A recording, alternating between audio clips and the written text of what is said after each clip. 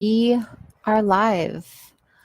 I am going to share this video in a few places first, make sure I'm live, and we are going to get started. I'll give everybody a couple of minutes to hop on.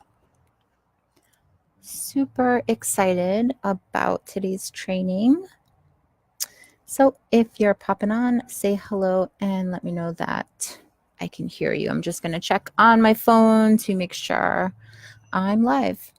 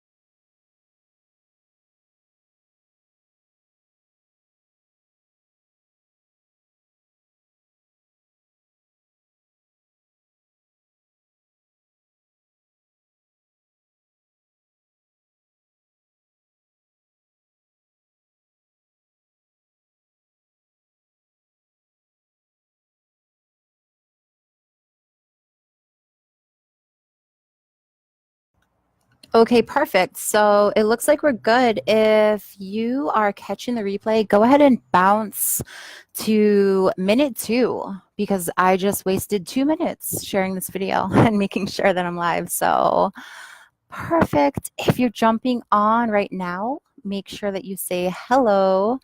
And I have my phone set up so I can see comments coming through, and I'll be doing a Q&A at the end of the training. So let's check the time. It's 2:02. We can go ahead and get started. And it looks like we have, oh, I have to turn down my volume on my phone so I don't get feedback. Okay, perfect. So I'm going to go ahead and get started. And just a heads up, I accidentally created a private event instead of a public event. So I'm kind of new to this whole event thing on Facebook. But hello, everyone. Hey, Emmy. Hey, Kathleen. Hey, Blanca. I'm so glad people are popping in right now. Like I was saying, I accidentally created a private event instead of a public event. And I realized that this morning. So I'm going live on my page. And that way it's public, the video is public, and I'm able to share it on my personal profile and within the group. But the rest of the days, I'll be going live inside the Facebook group. So I'll pin the group link in the comments so that whoever is watching the replay and wants to catch the rest of the days, just click on the link and join the group, and then you'll be able to join us for days 2 through 5, which will be loaded and packed with so much content. I literally wanted to just talk about it all in one swoop, but I know it's not possible because when I get off on one tangent, like I literally feel like I can't talk about nutrition without talking about the brain, without talking about the gut, without talking about stress. Like to me, it's all related. So I find myself getting off on a tangent. And instead of doing that, I really organized the heck out of this training so that I wouldn't do that. So today we are talking all about nutrition, and I promise I won't get squirrel brains on everyone because, yeah, that's pretty common for me. So let's get into it. I want to introduce the challenge to you, introduce myself. This is the 5 ways in 5 days to optimize your brain without burnout challenge. And Like I mentioned before, if you're joining me live, say hello, hit me with some hearts below, and just let me know where you're watching from. And if you're watching the replay, go ahead and pop over to minute 2 and let me know that you're watching with the hashtag replay. So today we are on day 1 of the 5-day challenge, and I just mentioned how excited I am to bring this to you today, and I will be posting worksheets within the group after the training so that you can go ahead and dive right into that as soon as the material is still fresh in your head, so that you're not spending a couple days later and having to rewatch this. So before we dive in, I just want to give you a quick recap explaining what this 5-day challenge is all about. And also, as we wrap up each day's training, I'll be answering some questions at the end of the training and posting in the challenge for that day. So if you do have questions, just pop them into the comments and I will address them at the end, so that I don't get too distracted, because Lord knows I get distracted pretty easily. So I'm refraining from that today, I promise. Pinky swear. All right, so keep in mind, for those who participate in all 5 days of the training, watch the training videos and post the challenge. You'll be entered to win a one-on-one coaching session with me, where we will have an opportunity to discuss your current health and wellness goals and utilize the revolutionary transformational nutrition symptoms decoder and symptoms matrix that helps identify any possible connections between symptoms that you may otherwise have gone unnoticed, and to identify any potential root causes and imbalances. I can explain what this is in more depth, but basically this is identifying anything that you're feeling that you haven't been able to pinpoint before. So that's the long and short of it. So before we jump in, I want to introduce to you who I am. Who am I? The question of life, who am I? So I also laugh at my own jokes. So yeah, if you want to laugh along with me, you're more than welcome to. But I think I'm the funniest person in the world sometimes. So I am Gina, and I'm a certified transformational nutrition coach specializing in mental health and emotional eating. I utilize science, psychology, and spirituality to help my clients break free from old patterns of behavior while co-creating a sustainable nutrition plan that they can use for life. I have created the Fitness Food Collective to help individuals cut through all the noise online, because we know it is pretty noisy out there. And I like to talk about real issues in my online community. My online community is brand new. I started it maybe about 30 days ago from this training today, and I created it to talk about the issues that I don't really see other people outwardly talking about. Well, I see it now, but I hadn't seen it. I see it more now because I want to see it more now. So I wanted to have a place where people can talk about real issues that's going on with their physical health, their mental health, their spiritual health, everything. And I've come to realize that it's not just about the food. It's about physical health, like I just said, mental health and spiritual health, and how all 3 of these components overlap on an unconscious and even a cellular level. So the body, the brain, the mind, the spirit, it's all connected, and all of those pieces play a role in how we're feeling on a day-to-day basis.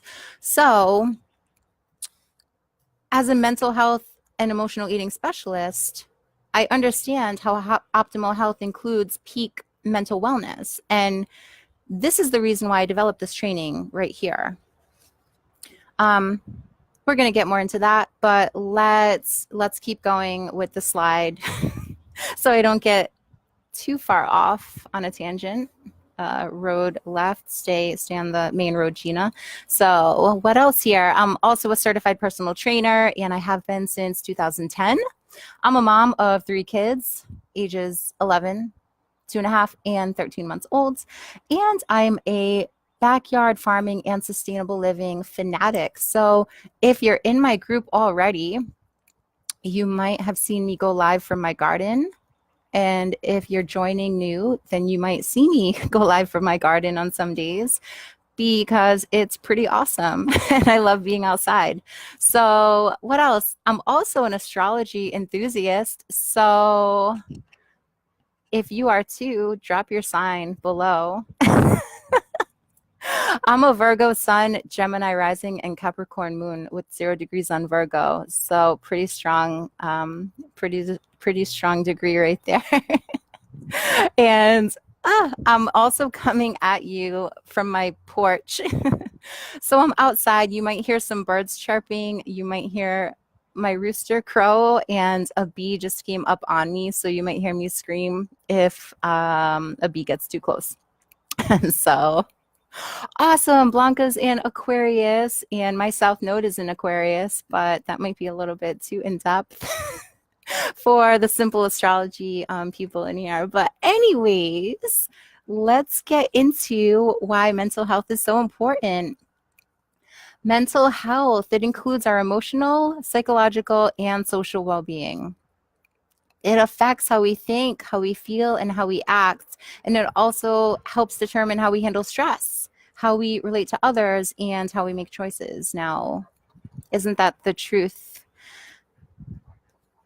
I mean, going back to birth, there is a theory that psychological trauma occurs right at birth from the birthing process. And so the theory is, as soon as we enter into this world, we're already experiencing anxiety.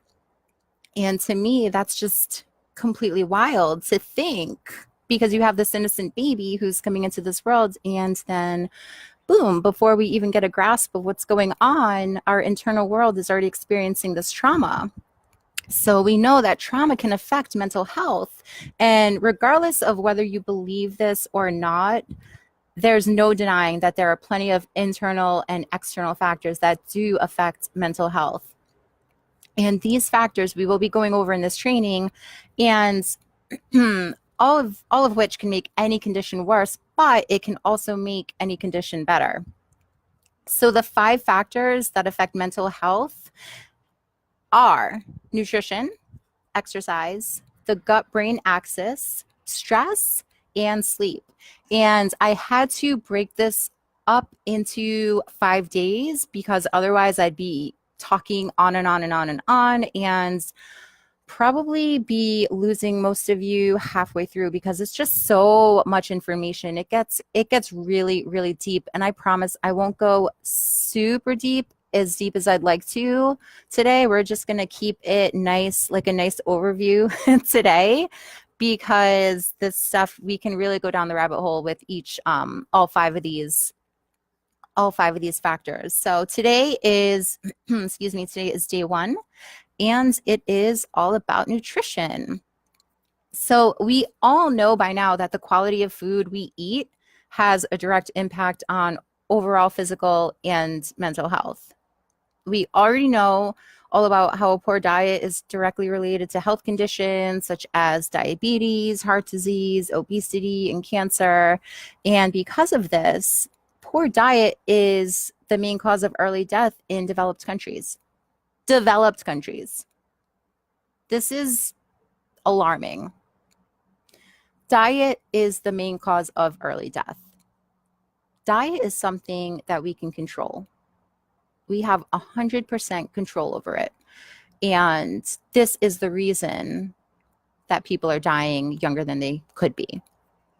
So not only is it related to physical health, but it's also related to brain health, which is what we're going to be talking about today. So let's get into it. I want to first list some interesting statistics, because once you hear the numbers, you might be a little bit surprised with how much diet can affect mental health as well. So people who eat a diet high in whole foods such as fruits, vegetables, nuts, whole grains, legumes, fish, and unsaturated fats like olive oil are up to 35% less likely to develop depression than people who eat less of those foods. So 35%, I would say that is a pretty good percentage right there. That's pretty high.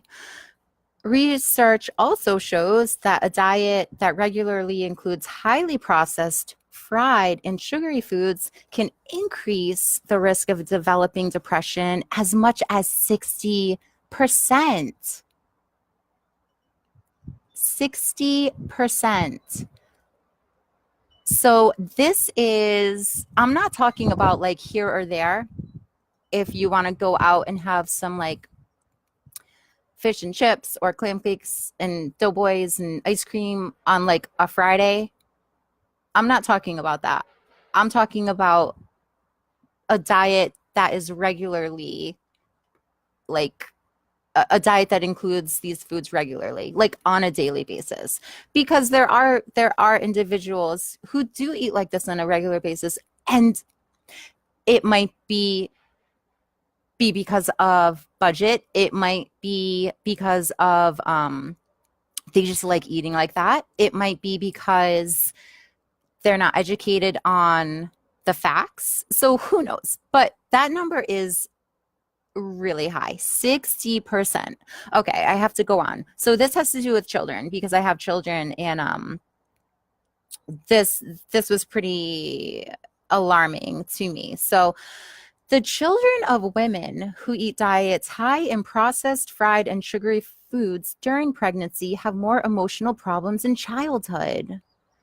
So they're finding this link that, I mean, when I was pregnant with my first daughter, my first child, I only have one daughter, but my first child, I did like eat whatever I wanted. And I used my pregnancy as an excuse to do so because the cravings are legit, and like you're just insatiable when you're pregnant. And I did eat healthy when I was pregnant, but I also allowed myself to just give into those cravings more frequently. So yeah. So that was pretty alarming. So basically, pregnant women who are eating more processed fried foods and sugary foods during pregnancy, their children come out with more emotional problems. Like that's huge to me. And similarly, diets higher in junk and processed foods during the first years of life are linked to more emotional problems in children. So if you have children, or you know anyone who does have children, think about it. Like, are they having emotional issues? Are they having problems concentrating in school? Is it something that their doctor or even you couldn't ever really pinpoint? Like maybe their doctor has diagnosed them with ADHD or ADD. And you know what? Have you looked at their diet yet? Because a doctor's trained in medicine, and I'm not anti-medicine like whatsoever. I do think that there should be like a more holistic approach to looking at the big picture, especially when it comes to children and their developing bodies and their developing brains. Because for someone to just make a diagnosis without looking at the big picture, they're looking at a small piece of the picture. It's like when you have a puzzle and parts of the puzzle are missing, and you shake the box and you throw it on the floor and you put the puzzle together, and then you're trying to jam pieces into this puzzle that don't fit because you don't even have all the pieces of the puzzle there. So there's that. And I have to take a drink of water right now because my mouth is dry. I okay, when I go off, I just talk and talk and talk. So you guys, I'm going to stay on track. I'm going to stay on track here. So basically what I define as junk is anything that is edible, an edible food product that is highly processed and highly convenient. I don't consider everything that we can eat food. I consider certain things food products because it's just been so highly processed that it doesn't even resemble food anymore. So to call it food is not the truth. So let's go on.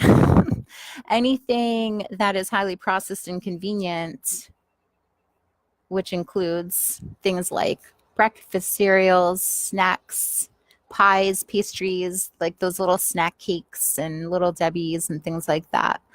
Deli meats or any meat that's really highly processed that has a whole bunch of weird ingredients on the label, microwaved meals, or those ready to eat TV dinners where you just peel off the wrapper and you throw it in and it's all set and ready to go for you. Those are things that are highly processed and very convenient. And those are usually the highest culprits, the main culprits for having ingredients that are just have so many fillers and preservatives and sodium.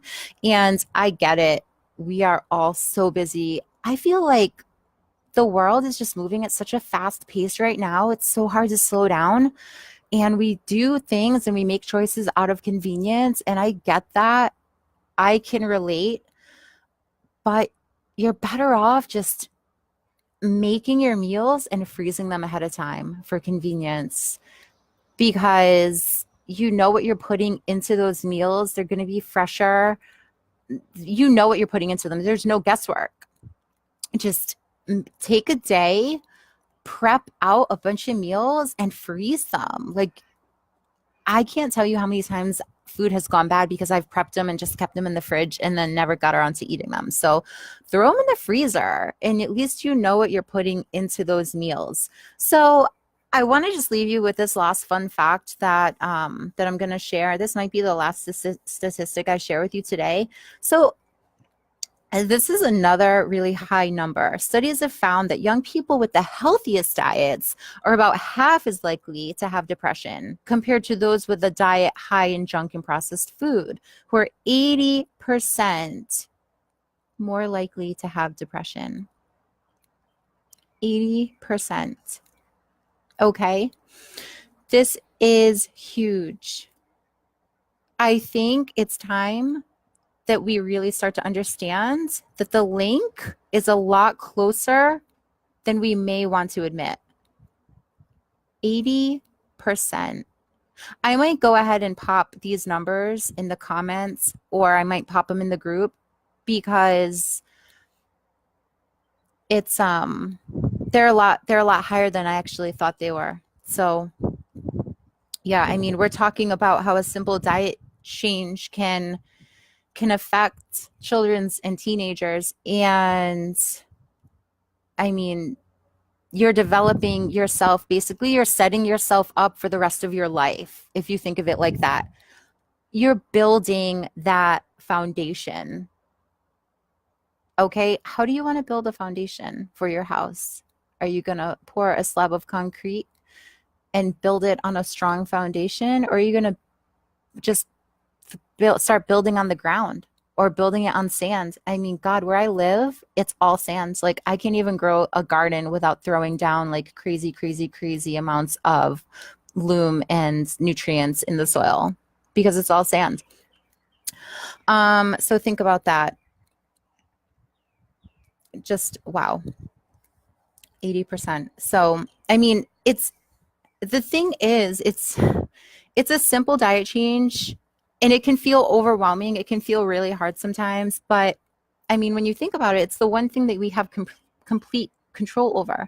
And it's easy to do because you do have complete control over it. And you have complete control over what your kids eat. And trust me, I know I have picky eaters.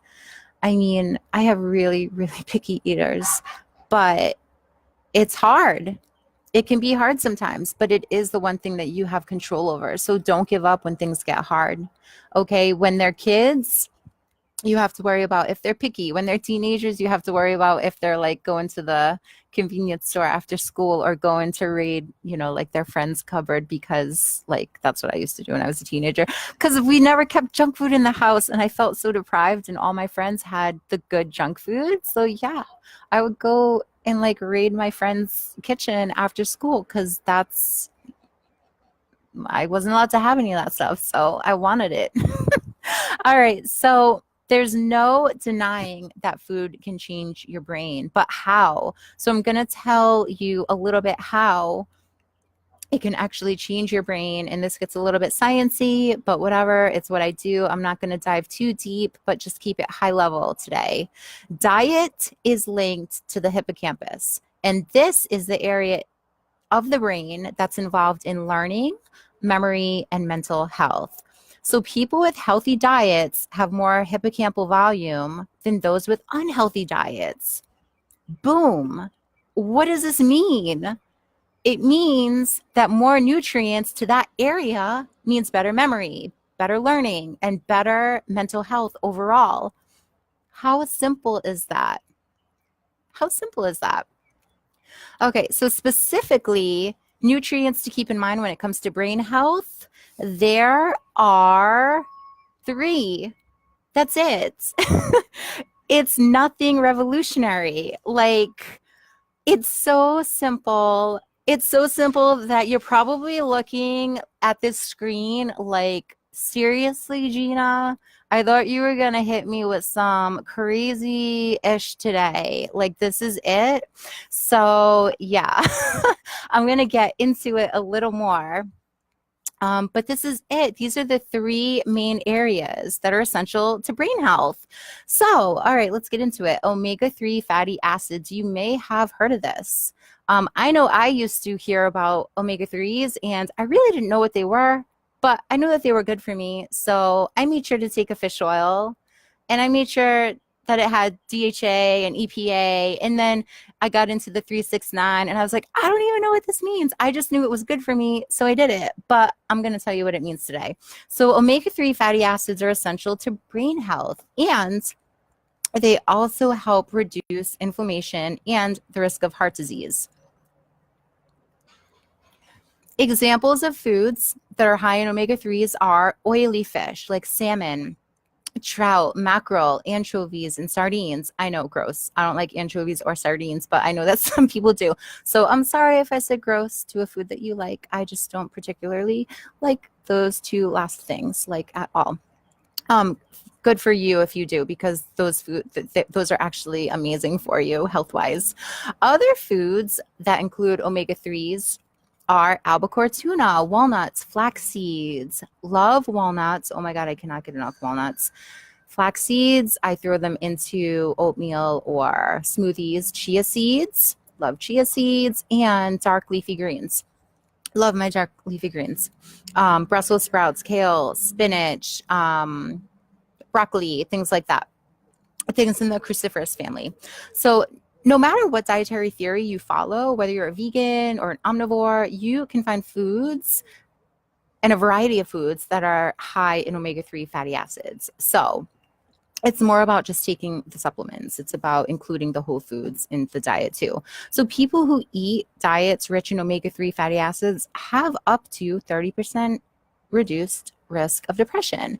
So boom, I just hit you with another statistic that I forgot about. 30% reduced risk of depression. Who here has experienced depression? I know I have. I know I have multiple times in my life.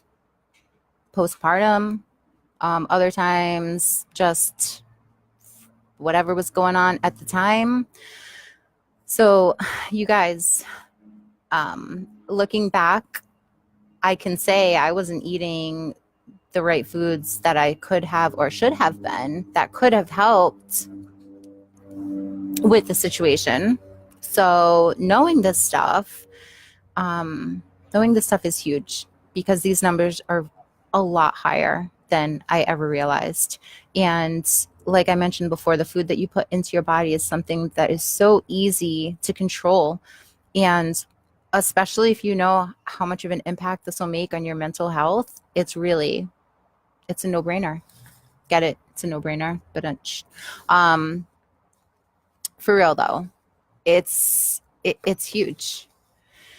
So fish oil supplements, I just mentioned this, fish oil supplements that are high in EPA type of omega-3 fatty acids can help with mental health as well. So if you're taking a fish oil supplement already, congratulations, you're already on the right path. Studies show that they can benefit some people with depression as much as antidepressants. And that's all I'm going to say about this. I mean, why isn't this information more all over the place? Like, I mean, it's available to us, right? But we have to like really go digging for it. Hey, Holly, welcome. Kathleen, hello. Who else is watching here? Nikki, Grace, hi guys. What's going on? Welcome, welcome. So, okay. I mean, I'm almost speechless right now Because I mean, I talk to so many women who admit that when they eat healthier, they feel better. It's obvious, but knowing how much nutrients impact our bodies and our brains helps add proof to the fact that yes, there's so much going on at a cellular level that helps our brains function better. So of course you feel better. Like yes, you feel better when you eat better, and when you eat better, you feel better, and it's like a never-ending feedback loop of just feeling better, right? Nikki says, you know why. I know why. That's why I had to stop saying what I was saying. That's all I'm going to say about that. So, yeah, when you eat better, you feel better. When you feel better, you want to eat better. And on and on and on and on. It's like a never ending loop, and it's amazing. So, anyways, let's talk about B group vitamins. I'm sure that you've heard of B vitamins, especially when it comes to energy. I know I have. I used to take a B12 sublingual, and whew, I felt good when I took that. I take other vitamins now, but I was when I was working my 12 to 15-hour days. Wow, at 3 p.m. I had to take a little dose of my B12 because I didn't like taking too much caffeine because of the way it would make me feel, and I'll get into caffeine later this week. But B group vitamins actually help regulate neurotransmitters, which we're going to be talking about more on day 3 with the brain gut axis. And so B group vitamins help regulate neurotransmitters. They help with immune function and amino acids, which are actually building blocks of protein in the body. Folate and folic acid are part of the B family of vitamins, and they can be found in green leafy vegetables, legumes, and whole grains. Back to what we talked about, the omega-3s. So boom, you're getting 2 nutrient groups from the same food sources. Amazing. It cannot be any more simple. And another fun fact for you, people who eat foods rich in folate have a lower risk of depression. So boom. I'm just hitting you with all the statistics today. I have more written down than I actually realized, but hey, I love facts and I love the numbers and I love science. So, all right, some food groups, some food examples that contain B group vitamins include, and we're going to get repetitious here because these are also high with the omega-3s.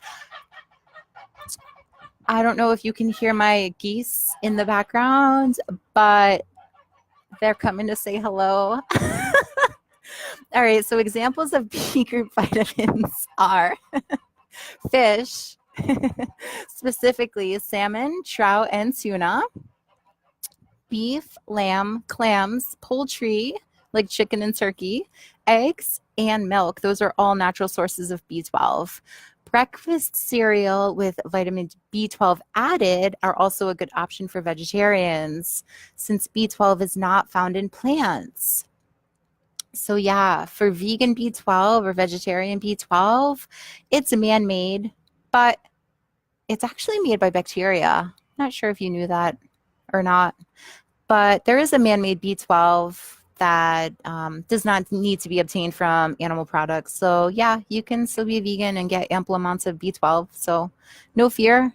I think I would just check the label and make sure, if it's animal byproduct or a vegan product, just to be on the safe side. And yeah, people who lack vitamin B12 may also be at an increased risk for depression, especially if they're older than 19. So a lot of interesting facts here today. On to vitamin D. Vitamin D is my favorite. I used to go hard on the vitamin D because I was taking a vitamin D supplement, and this was an episode in my life where I was battling depression, and I knew that vitamin D could help with that. So I was going hard on the D3. And I went to my doctor, and she just wanted to check my blood. She checked my blood. She goes, "You're vitamin D deficient." And I laughed in her face, and I said, "There's no way." Because I'm already taking a vitamin D supplement. What? And she's like, yeah, well, it's the winter and, you're not getting as much sunlight. So that's probably why. I said, but I'm already taking like 2,000 IUs of vitamin D3. So what more do you want me to do? So she gave me more vitamin D to take. And I can't tell you if it helped. I don't really remember because I just took that as a sign to up everything in my life, just up level my nutrition game and everything.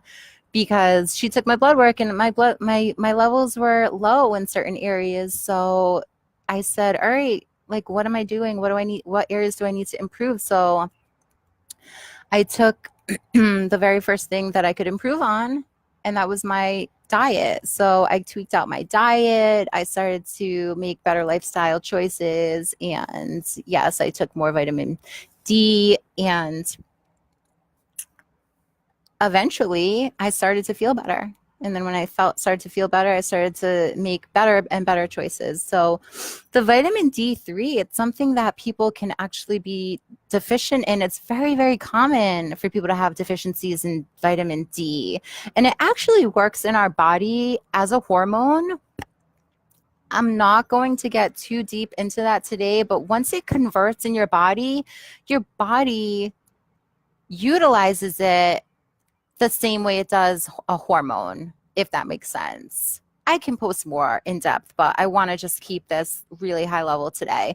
Vitamin D is important for brain functioning. It's important for mood and critical thinking. So foods that are naturally high in vitamin D, fatty fish, again. So fatty fish for your omegas, fatty fish for your B group, fatty fish for your vitamin D. Okay. So one food group, I hope you like fatty fish. If you don't, you're out of luck. I'm just kidding. You can find other food choices. But I mean, one food group hitting up all those nutrient levels and it can help improve a condition. I mean, my God, like talk about a win. You know what I mean? So fatty fish like salmon and tuna have the most naturally occurring vitamin D, and vitamin D can also be found in eggs and other dairy foods. Cod liver oil supplements are high in vitamins A and D and also have omega-3 fatty acids as well. So basically anything high with high fat, unsaturated, naturally occurring fat is good for your brain. Nikki said, say that again. Say what part? What part? I'm going to be posting some worksheets and a shopping list at the end of the training as well. So that'll be available in the group. But let me try to think what I just said and I'll repeat it for you. So vitamin D is important for brain functioning, mood, and critical thinking. So if that's the part that you missed. And then I just listed some food sources like salmon and tuna. They have the highest amount of naturally occurring vitamin D. And sunlight is a major source of vitamin D. But fun fact, vitamin D can't be absorbed if you're wearing sunscreen. So if you wear sunscreen and then you go out in the sun and say, yeah, I'm getting my dose of vitamin D, think again. Oh, the D acting as a hormone. Yeah, I will do a separate thing on that because that's pretty interesting, actually, Nikki. I want to get deep into that. But for now, as far as the absorption of D, when you go out into the sun, if you're wearing sunscreen, your body can't absorb the D. So yeah, if you're fair skinned and you have to wear sunscreen and you want to go out into the sun, then you are out of luck with the D absorption. And it kind of sucks because you want to get the natural vitamin D, but if you're fair skinned, you also don't want to burn. So I guess choose your D, if you're a little bit darker skinned and you can absorb it, like all you need is 30 minutes of sunlight. So it's not like you need a lot of time. If you can go out in the sun for 30 minutes and not burn, Like if you can take the risk of not putting on sunscreen for 30 minutes and you won't burn, then you've just got your daily dose of vitamin D. So there you go. Um, but then again, you can always take a supplement. So it's not like the sun is the only source because you can always take a supplement. And low levels of vitamin D are also linked to depression, particularly seasonal depression, which happens with reduced sunlight in the winter. So yeah, it's really common for those of us who are living up in the Northeast or for people who live, in the areas where there's no sunlight for like 6 months out of the year, like Alaska and places like that. So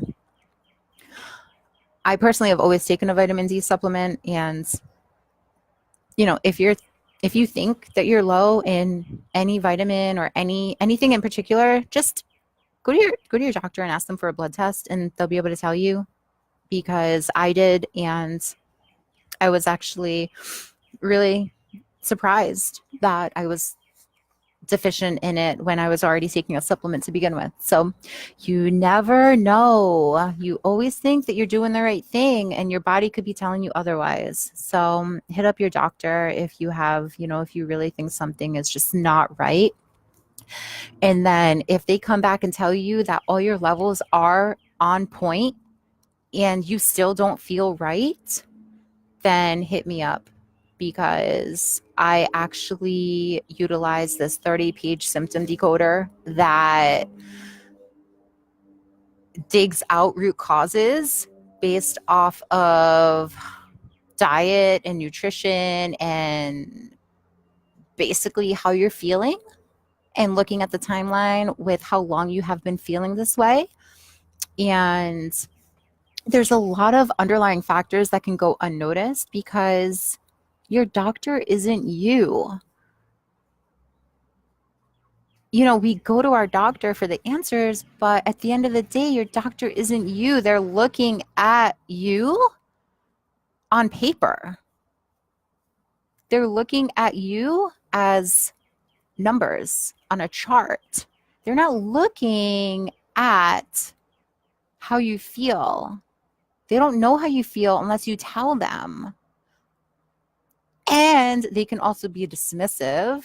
You could say, Doc, I'm really tired. And they could look at you and be like, yeah, well, me too. And so they don't know how you're feeling or for how long you've been feeling this. A symptoms decoder, what kind of magic is that? It is magic. It is magic. Yes, there's a symptoms matrix that basically, it is magic, because we look at symptoms that you're feeling and it's quite in depth. And we basically dig out all the underlying factors that maybe it's something that you've been living with for so long that you don't even realize it as a symptom anymore, because you're so used to living with it and feeling this way that you don't even know what life is like to live without feeling that. Does that make sense? I hope it does. I hope I explained that correctly. So that's all I have for day one. Okay. I'm going to be uploading a grocery list that includes all of the foods that I discussed in today's training. And I'm also going to be uploading a worksheet for you to complete as well. So if you're feeling like, wow, this was a lot of information, she listed off a lot of foods, don't worry, you'll have them all in one list. And then also the worksheet is for you to kind of dive deep a little bit into looking at things that you want to change about the way that you're eating and how you can change it, because changing things can be hard. I know from experience, it can be hard sometimes. So today's fun challenge is #TastyTuesday.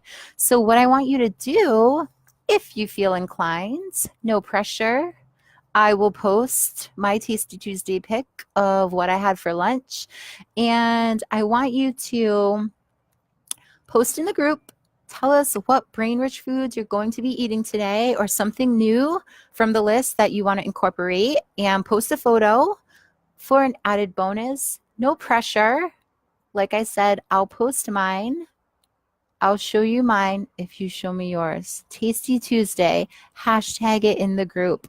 Also, hashtag Holy Shift. We're going to be hashtagging Holy Shift all week because this is all about the shifts. Okay. And I just thought that was a funny hashtag. Get it? Holy Shift. Like take out the F. Get it? Okay. I get it. And to be entered for a chance to win a one-on-one coaching session with me, you'll need to participate in all 5 days of the challenge. And I wanted to make it fun. So no pressure. Don't think too much about this. Just look at the grocery list, add in a couple new foods, take a picture, upload it in the group, hashtag Tasty Tuesday, hashtag your post with Holy Shift. And I'm going to open it up for questions if you have any right now. If you don't, that's cool too. If you're watching the replay, pop your question below and I will reply to your question in the comment section. So let me just look and see. I think that I addressed everyone who was watching today. Let me just take a look.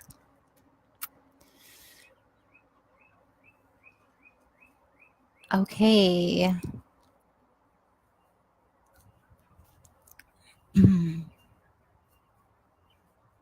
Wow, Nikki says, when I don't get the proper nutrition, I don't even feel like meditating. Isn't that the truth?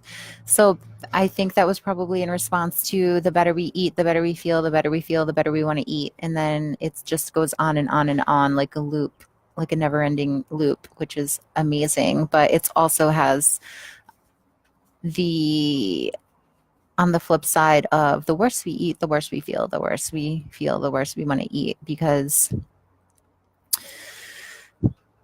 there's actually a lot that comes into play with food cravings and neurotransmitters that we will talk about later on during the week. But there's a science behind why when we eat those bad foods, like I don't want to call foods good or bad. Let's say the foods that are highly processed and high in sugar and deep fried foods, they will actually, your body actually craves those foods the more that they get those foods. And that's also like a never ending feedback loop. And let me just see.